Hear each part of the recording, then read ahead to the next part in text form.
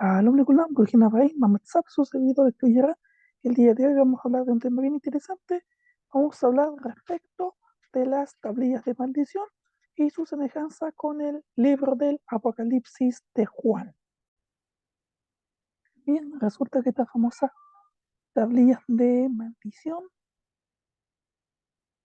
eh, existen coincidencias entre estas tablillas con el libro del Apocalipsis de Juan. Hay un estudio donde se demuestra que estos textos del Apocalipsis tienen frases muy similares, parecidas a las que se encuentran en las tablillas de maldición de la época grecorromana. Hay que entender que históricamente, en el contexto del siglo V antes de la era común, al siglo V de la era común, las personas de ese tiempo era común que se maldijeran entre ellos de una manera muy peculiar. ¿De qué manera se maldecían? Mandaban a grabar en láminas finas de plomo lo que se conoce como tablillas de maldición, lo cual estamos viendo en este momento en pantalla. Son estas tablillitas de maldición, donde ellos mandaban eh, a grabar este tipo de maldiciones. En estos escritos se solicitaba a los dioses, como Hermes, por ejemplo, o Perséfone, que se hiciera daño a otra persona.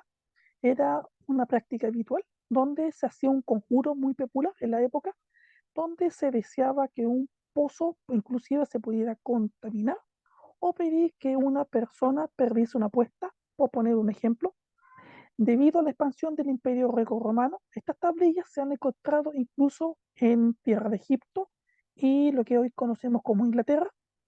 Además, estas tablillas eran usadas por todo el mundo sin importar el estatus social de las personas. Es curioso que, a pesar de la diferencia de época, las investigaciones encuentran similitudes de frases en las tablillas de maldición con el Apocalipsis de Juan. Vamos a oír ahora a un estudio bien interesante donde se demuestra esta información. Bien, este es el estudio del cual yo les estaba hablándoles a ustedes.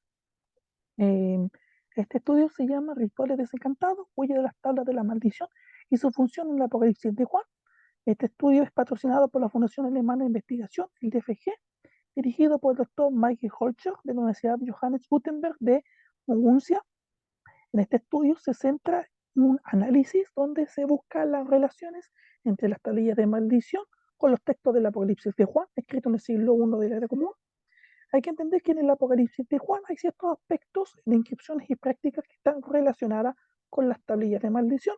Esto puede ser una expresión indirecta como una necesidad de ser relación, intentando la autoperseveración de las comunidades cristianas primitivas, las cuales se encontraban a menudo amenazadas.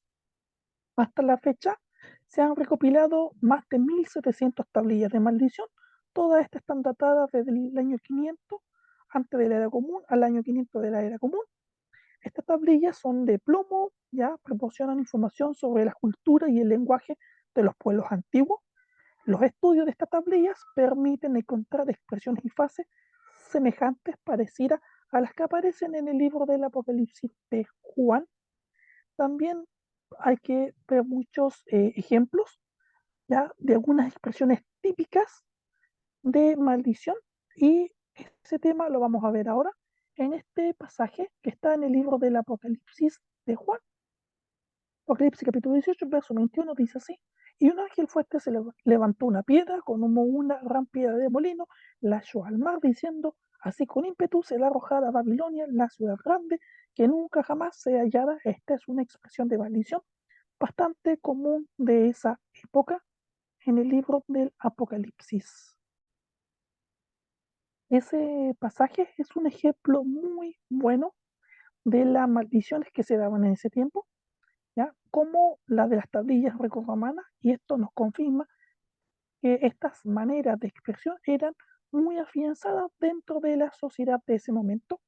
Este proyecto de investigación continúa hasta el día de hoy, buscando ciertas analogías, similitudes entre el Apocalipsis de Juan y las tablillas de maldición, con el único propósito de analizar el modo en que se interpretaba este texto bíblico en el siglo I de la era común. De esta manera se puede estudiar el trasfondo histórico de cómo se percibía en la antigüedad la magia y la religión. Ya para terminar, con esto podemos entender que la brujería, la idolatría El incesto, las maldiciones, son los elementos clave en los cuales el cristianismo se encuentra fundamentado, asentado. Sean valientes, aborten idolatría, busquen solo al Creador. Que Hashem les bendiga, nos vemos en otro video.